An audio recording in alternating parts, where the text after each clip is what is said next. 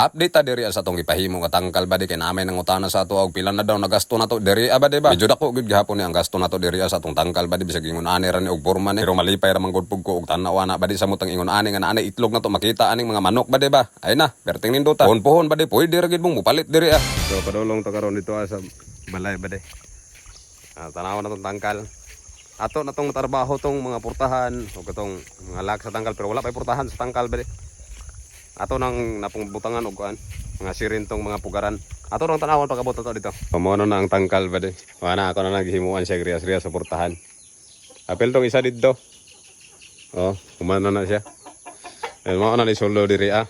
Ako na nagipanulod ng manok ba di. Ano yung sulod di. Kumana ni sulod. Ito na nang nahuman ni.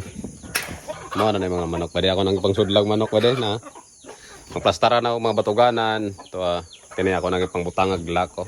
Kara. Portahan na lagwang ana ba de. Natay unom kabay dire gisulod og isa ka laki. Ginagmay lang sa tapagsugod ba de, ana man na siya. Pero kini ba de dali ra gid kay padaghanon eh. Kay sa una ba de pitor man to kahinangkan ako sa una pero pila ra ka bulan o 4 ra ka bulan ana tay 200 ka manok ba de daghan kayo. Mao na ni pormada dire ba de wa pa nato na buhatan eh. Portahan dire.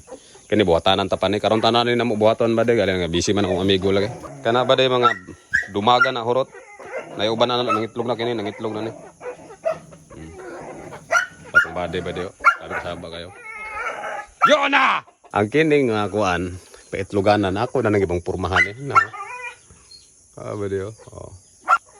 Akong gipanghakutan silag sirin. Sirin na tong ibutang diha. Araw, gwapo ka nagitluganan tong mga manok bade o. Ang uban po diri nagagali ng itlog dai bade o. Oh. Diri dira kay sa init bade gahapon iboy lumang init akong giana siya diri. Okay ra ang iyang pressure wala dili makakuha ng init. Dili siya kaabot dire. Na nang itlog isa. Pero naana po daan dire abade na. Duha pa. Ana na siya mao nang atong postura dire sa tong itloganan perting ninduta. Kini na lang atong himuanan dire. Ako lang gihawanan siya dire abade oh. Akong gihawanan siya kay medyo basa-basa ni siya pero mao garan ni madugay. Akong gihawanan para matabla ra. Di mabasa ang kuan. Pero gamay ra man gud umbog ra man gud bade kung batira. So ang gasto na to tanan ni sa sin aning steel matting bade kini lansang, kahoy. Naa siya sa mga 25 mil kapin ba de?